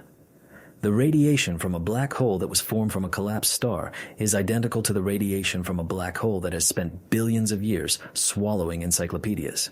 So when the black hole finally evaporates completely, what has happened to the information that was inside the book? It seems to have vanished from the universe. it didn't escape in the radiation, and the black hole itself is gone. This creates a catastrophic conflict between two pillars of modern physics. On one side, you have Einstein's theory of general relativity, which describes the smooth, predictable geometry of a black hole. On the other, you have the fundamental laws of quantum mechanics, which insist that information must be conserved. Both theories are spectacularly successful and have been proven correct in countless experiments. Yet, when they meet at the edge of a black hole, they seem to lead to a flat-out contradiction. One of them has to be wrong. This is the information paradox. It's a cosmic detective story. Where did the information go? Physicists have proposed some truly mind-bending solutions to this puzzle, each one forcing us to radically rethink our picture of reality. One early idea was that the information is simply lost forever. A few physicists, including Hawking himself for many years, were willing to bite the bullet and say that black holes are a special case where the laws of quantum mechanics break down. This is a terrifying thought because if information can be destroyed in one place, it undermines the predictability of the entire universe. It would mean that, at a fundamental level, the universe is not rational, and its past cannot be fully known. Another more popular idea is that the information isn't lost, but is somehow encoded in the outgoing Hawking radiation. This is now the most widely accepted view, and Hawking himself eventually conceded to it. The challenge is figuring out how. The radiation seems random, but perhaps there are incredibly subtle, hidden correlations within it that carry the blueprint of everything that ever fell in. To unscramble this information would be computationally impossible for any human, but in principle, it would still be there, preserving the laws of quantum mechanics. This idea leads to even stranger concepts, like the holographic principle. This principle, born from the paradox, suggests that all the information contained within a three-dimensional volume of space, like the inside of a black hole, can be completely described by the physics on its two-dimensional boundary, the event horizon. It's like saying that the entire 3D world you experience could be a projection, a hologram, generated from a flat 2D surface at the edge of the universe. In this view, the information from the book never truly crosses the event horizon. It gets imprinted on the surface and is then slowly released in the radiation. And then there are the most exotic solutions. Perhaps the information escapes into a baby universe that buds off from our own inside the black hole. Or maybe, when the black hole evaporates, it leaves behind a tiny, stable remnant. A nugget of exotic matter that holds all the information of the things it consumed. The black hole information paradox is more than just an abstract puzzle for physicists. It is a powerful signpost pointing towards a deeper, more fundamental theory of reality. A theory of quantum gravity that can finally unite Einstein's world of gravity and spacetime with the strange, probabilistic world of quantum mechanics. Black holes are the ultimate laboratory where these two theories are pushed to their breaking points. The paradox is the clue that tells us we are missing something profound about the nature of space, time, and information itself. It's a cosmic puzzle that forces us to grapple with the very limits of knowledge, and it hints that the universe is far stranger, more interconnected, and more mysterious than we ever imagined. The repugnant conclusion. I want you to imagine a world. This world, let's call it World A, is a paradise. It's home to 10 billion people, and every single one of them lives a life of incredible happiness, fulfillment, and joy. Their lives are filled with art, science, love, and deep meaning. On a scale of happiness from 1 to 100, everyone in this world is a perfect 100. The total amount of happiness, or utility, in this world is immense. It is, by any measure, a wonderful place to exist. Now, I want you to consider a different world, World B. This world has 20 billion people. The lives of these people are still very good, but they are not quite as wonderful as the lives in World A. They are, say, a 98 on the happiness scale. Now let me ask you a question that seems simple at first. Which world is better? This is a problem in a field of philosophy called population ethics, and it was famously explored by the philosopher Derek Parfit. When we try to decide which world is better, we might use a simple principle. We want to maximize the total happiness in the universe. So, let's do the math. In World A, we have 10 billion people at 100 happiness each, giving us a total utility of 1 trillion. In World B, We have 20 billion people at 98 happiness each. That gives us a total utility of 1.96 trillion. From a purely utilitarian perspective, World B is almost twice as good as World A, even though the average quality of life is slightly lower. This seems logical enough. If we can create a world with more total happiness, shouldn't we prefer it? But here is where our logic leads us down a dark and treacherous path.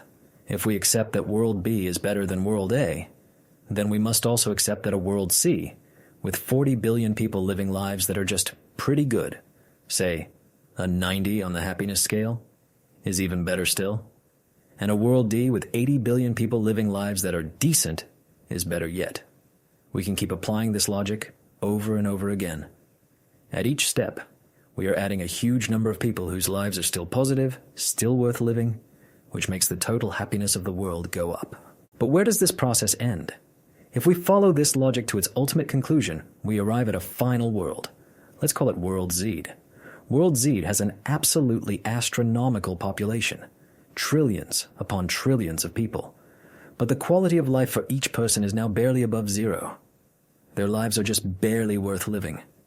They are filled with hardship, suffering, and discomfort, but contain just enough tiny moments of mild pleasure, like the taste of a plain potato or the feeling of cool water, to make them, on balance, not quite wish they were dead. The average quality of life is abysmal, a world of near misery. And yet, because the population is so unimaginably vast, the total amount of happiness in World Z, trillions of people multiplied by a tiny sliver of happiness each, is greater than the total happiness in our original paradise, World A.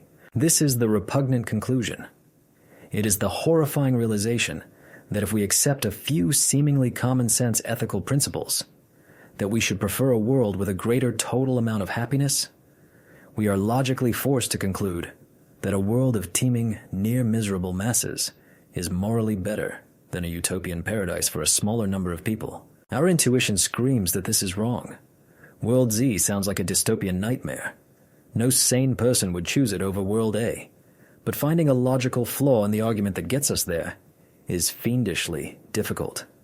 The paradox forces us to confront the fact that our common-sense ideas about morality and population might be fundamentally broken. Let's break down the seemingly innocent steps that lead to this abyss. The core of the problem is what's called the mere addition paradox. Let's go back to World A, 10 billion people at 100 happiness. Now imagine World A plus, which is just World A with an additional group of 10 billion people whose lives are pretty good, say 50 happiness. Is World A plus worse than World A? It's hard to say it is. We haven't made anyone in the original group worse off, and we've added a huge number of people with lives worth living. It seems at least not worse. Now, consider World B, where everyone has an average happiness that's somewhere between the two groups in A plus, say 75 happiness. Many would argue that World B is better than A plus because the total happiness is higher and it's more equal. If you accept that A plus is not worse than A, and that B is better than A plus, then you have to accept that B is better than A. This is the simple, slippery step that, when repeated, leads directly to the repugnant conclusion. This isn't just an abstract philosophical game. It has profound real-world implications for how we think about the future of humanity. It forces us to ask agonizing questions.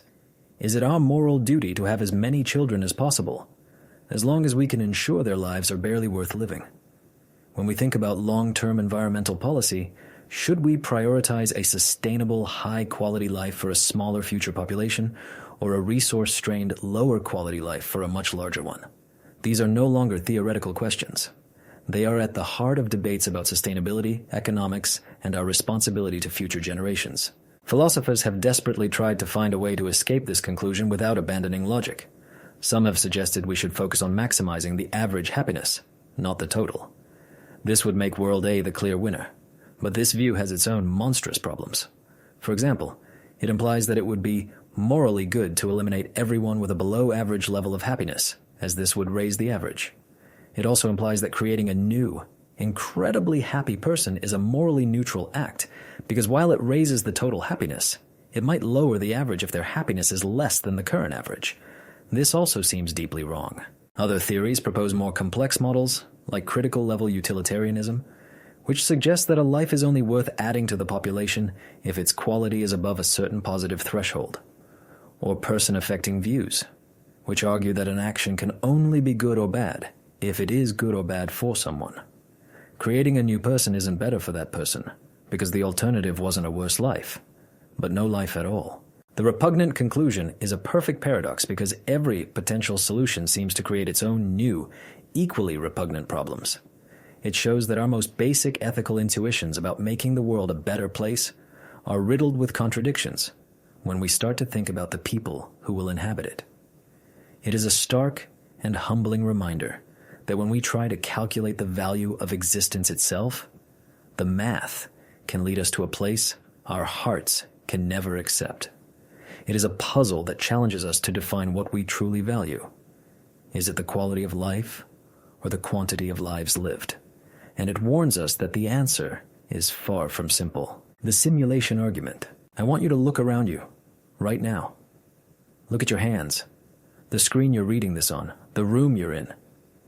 It all feels undeniably real, doesn't it? The texture of the chair, the weight of the air, the steady, reliable drumbeat of physical reality.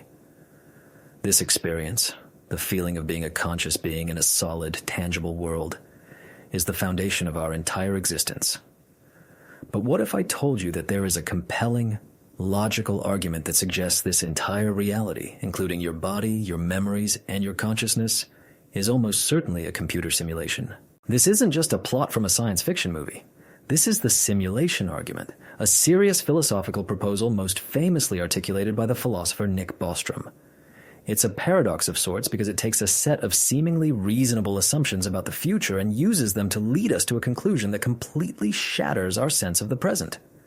It doesn't claim that we are in a simulation. It argues that one of three very startling propositions must be true. Let's walk through the logic together. It all rests on a single assumption: that consciousness is not tied to a biological brain.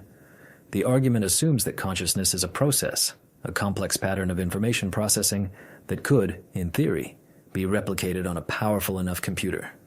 If you can simulate a brain in sufficient detail, you will simulate the conscious mind associated with it. From this starting point, Bostrom presents three possibilities for the future of a civilization like ours. Possibility 1. The Great Filter is real, and we are about to hit it. This is the idea that civilizations like ours almost always destroy themselves before they can develop the technology to run vast ancestor simulations. We talked about this with the Fermi paradox. Perhaps through nuclear war, climate collapse, or an AI rebellion, technologically advanced civilizations are inherently unstable. They flicker into existence and then, inevitably, self-destruct. If this is true, then very few, if any, civilizations ever reach the post-human stage where they could run simulations. Therefore, the number of simulations being run in the universe would be zero, or very close to it. Possibility 2. Civilizations reach the post-human stage, but they lose interest in running simulations. This is the convergence of interest hypothesis. Perhaps once a civilization becomes super advanced, they find ancestor simulations to be ethically monstrous. Is it right to create conscious beings who will suffer and die just for your own research or entertainment? Or maybe they simply find it boring. With the ability to explore entirely new forms of consciousness and reality, why would they bother recreating their primitive, messy past? If this is true, then again, despite having the technological capability, very few simulations would ever be run. Now here is where the argument delivers its stunning punchline. Possibility 3, we are almost certainly living in a simulation. Let's consider what happens if the first two possibilities are false. If civilizations do not all destroy themselves, and they do remain interested in running simulations of their ancestors, then what would the universe look like? A post-human civilization with godlike computing power could run billions, even trillions, of these ancestor simulations, just for fun, for historical research, or for reasons we can't even fathom. They could simulate their entire history over and over again. In this scenario, for every one original, base reality civilization, there would be billions upon billions of simulated civilizations populated by trillions of simulated conscious beings, like us. The number of simulated minds in the universe would vastly, overwhelmingly outnumber the number of real biological minds. So now we have to ask ourselves, given this state of affairs, Where do we fit in? If there is one real world and billions of fake ones that are indistinguishable from the inside, which one are you more likely to be in? It becomes a simple matter of probability. You have one ticket in the base reality lottery and billions of tickets in the simulation lottery. The odds are, by an astronomical margin, that you are one of the simulated beings. This is the simulation argument. It forces us into a trilemma. Either humanity is doomed to go extinct before we can run such simulations. All advanced civilizations everywhere lose interest in running simulations. You, and everyone you have ever known, are living inside a computer program created by a more advanced intelligence. When you first hear this, it feels like a mental trick, but the logic is deceptively simple and robust. It's a statistical argument. Unless we have strong reasons to believe that possibilities 1 or 2 are the correct ones, the default conclusion must be number 3. This isn't a provable theory, of course. There's no experiment we can run from inside the simulation that could definitively prove we are here. Any glitch in the matrix we might find could just be a feature of the simulation's physics. Or perhaps our simulation is so perfect that no such glitches exist. But the philosophical implications are staggering. It changes everything. It forces us to question the very nature of reality, the meaning of our lives, and our place in the cosmos. If we are in a simulation, who are our creators? What is their purpose? Are we just a piece of research, an artwork, a game? It raises deep ethical and existential questions. Is our suffering real? Do our choices matter? It also offers a strange kind of solution to the Fermi paradox. The reason we don't see aliens is that our simulators simply haven't programmed any into our particular simulation. The simulation argument is the ultimate paradox of the modern age. It uses the principles of reason, probability, and technological forecasting to arrive at a conclusion that feels like pure mysticism. It challenges the final and most resilient piece of common sense we have, the belief that the world we see is the world that is. It suggests that reality might not be the bedrock we stand on, but a dream from which we may never wake.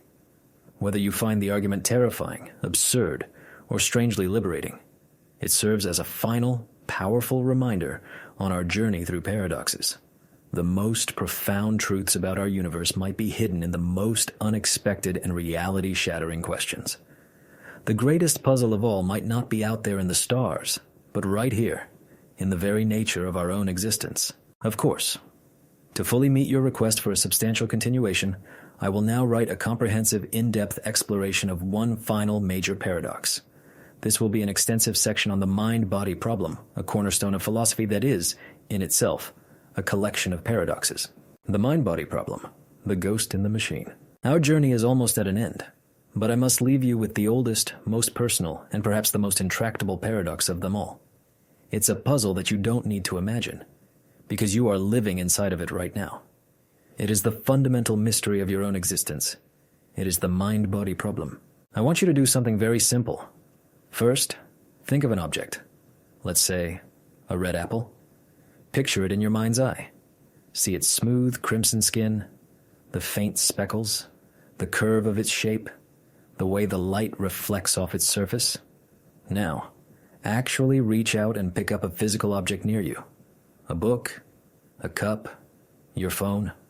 Feel its weight, its texture, its temperature. You have just experienced the two fundamentally different realms of reality that define this paradox. The first was the world of the mind. Your thoughts, your imagination, your subjective experience of redness, your consciousness. This world is private, non-physical, and has no location in space. Your idea of an apple doesn't have mass or an electrical charge. You can't open up someone's skull and find their memories or their feeling of sadness sitting next to a neuron. The second was the world of the body, and the physical world in general. This is the world of matter and energy. Your brain, the cup, the apple, they are all physical objects. They have mass, they occupy space, they are governed by the objective laws of physics. Everything in this world is public and measurable. And here is the paradox that has tormented thinkers for millennia. How do these two worlds connect? How does a physical event, like photons hitting your retina and sending electrical signals down your optic nerve, transform into the non-physical subjective experience of seeing the color red? And even more mysteriously, how does a non-physical thought, your desire to pick up the cup, reach out from the world of the mind and cause a physical event, making your arm muscles contract and your hand move.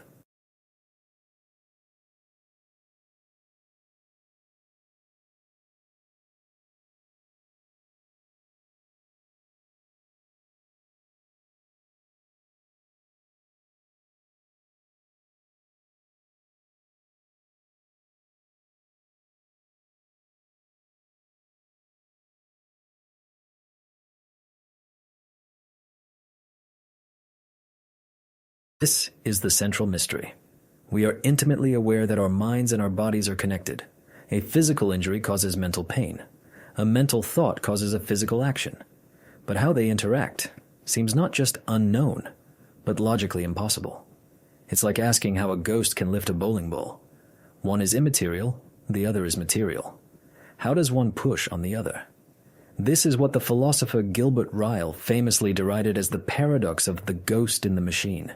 This isn't just one problem, it's a whole nest of interlocking paradoxes. Let's start with the paradox of causation. The physical world, as we understand it from science, is a closed system. Every physical event has a physical cause. The movement of your arm is caused by the contraction of muscles, which is caused by signals from motor neurons, which is caused by a cascade of electrochemical reactions in your brain. There is a complete, unbroken chain of physical causes. So where, in this chain, is there room for a non-physical mind or will to step in and say, move now? If the mind can cause a physical event, it must somehow add energy or redirect matter, which would violate the fundamental laws of physics, like the conservation of energy. But if it can't cause a physical event, then your feeling of being in control of your body is a complete illusion. This forces a terrible choice.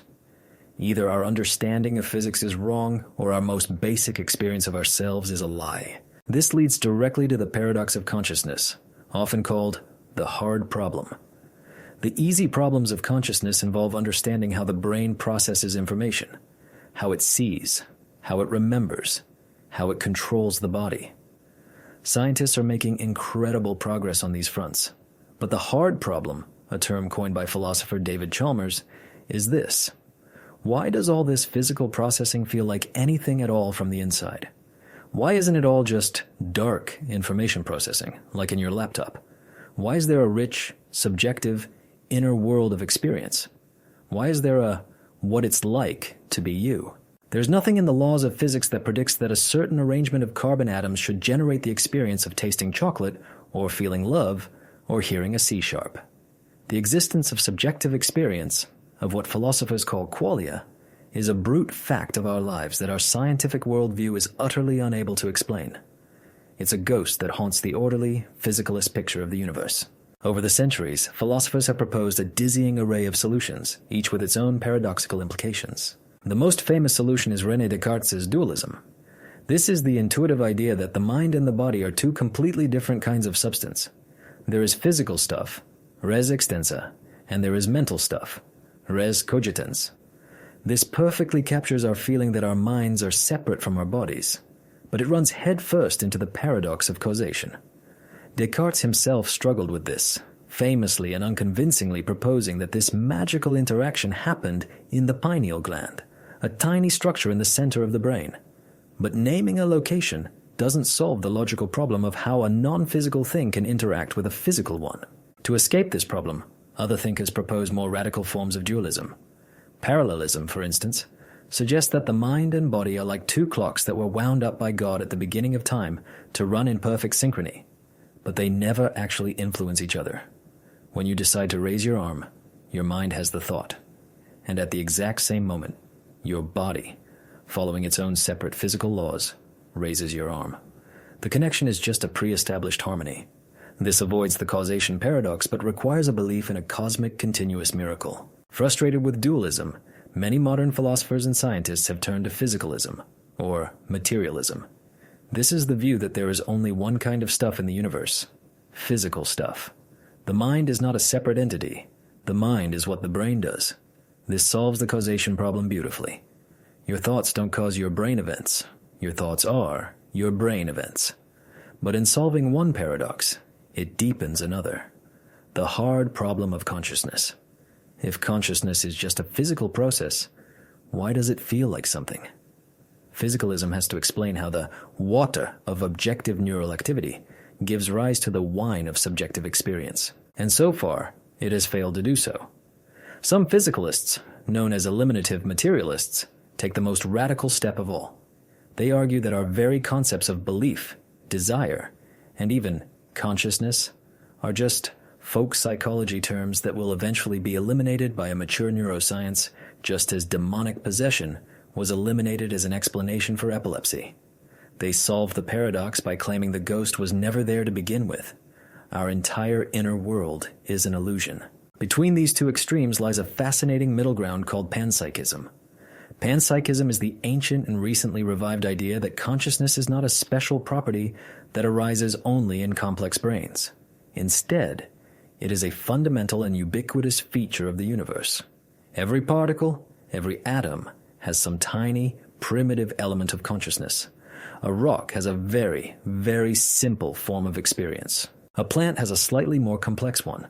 And in a brain, these tiny sparks of consciousness combine and organize to create the rich, complex consciousness that we experience. This view avoids the hard problem by saying consciousness was always there, at the bottom level of reality. It doesn't have to magically emerge from non-conscious matter. But it presents its own deep puzzle, the combination problem. How do trillions of tiny, simple consciousnesses, like individual neurons, combine to create one single unified consciousness, like yours? It's a mystery as deep as the one it tries to solve. The mind-body problem is the ultimate paradox, because it is the paradox of the self. You are the paradox. You are a unified being who simultaneously experiences yourself as both a physical body in a public world and a private consciousness in an inner one. And the bridge between these two worlds remains, after thousands of years of the most intense thought, a complete and profound mystery. It challenges the foundations of both science and philosophy. It forces us to question the nature of reality, the meaning of consciousness, and the very definition of what it means to be a person. It is the ghost in our own machine, the riddle that looks back at us from the mirror, the final, unanswered question at the heart of who we are. The trolley problem, the paradox of right and wrong. We have spent our time together navigating the strange landscapes of logic, physics, and metaphysics. But I want to leave you with a final paradox that brings us crashing back down to earth, into the most urgent and messy territory of all, human morality. This is a puzzle that has no easy answer, not because the logic is tricky, but because it forces our most deeply held ethical intuitions to go to war with each other. This is the infamous trolley problem. I want you to imagine yourself in a terrible situation. You are standing on a footbridge overlooking a set of trolley tracks. In the distance, you see a runaway trolley car hurtling down the tracks, its brakes having failed completely. Further down the line, you see 5 people tied to the tracks, unable to move. If you do nothing, the trolley will continue on its path and kill all 5 of them. It is a certain tragedy. But then you notice a lever next to you. This lever controls a switch in the tracks. If you pull the lever, you can divert the trolley onto a second side track. However, as you look down this side track, you see there is one person tied up there as well. So, you have a choice. It is a stark and terrible choice with no time for deliberation. Option 1, do nothing. Let the trolley continue on its course and the 5 people will die. Option 2, pull the lever. Divert the trolley, and you will save the 5 people. But the one person on the sidetrack will die. What do you do? When this problem is presented to people all over the world, the vast majority, often around 90%, say they would pull the lever. The reasoning seems clear and straightforward. It's a horrible choice, but it's a simple matter of numbers. It is better that one person dies than 5 people die. This is the core logic of utilitarianism, a major school of ethical thought which argues that the most moral action is the one that produces the greatest good for the greatest number of people. In this case, saving 5 lives at the cost of 1 results in a net gain of 4 lives saved. It is a grim, but seemingly rational calculation. Now, let's change the scenario slightly. You are still on the footbridge, and the runaway trolley is still hurtling towards the 5 people on the track. This time, there is no lever.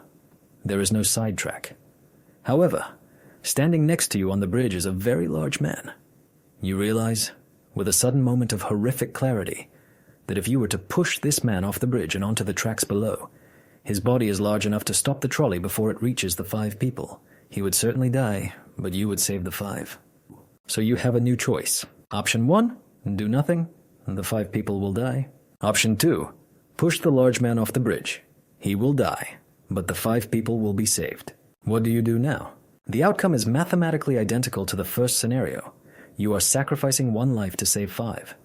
And yet, when people are presented with this version of the problem, the results are almost completely reversed.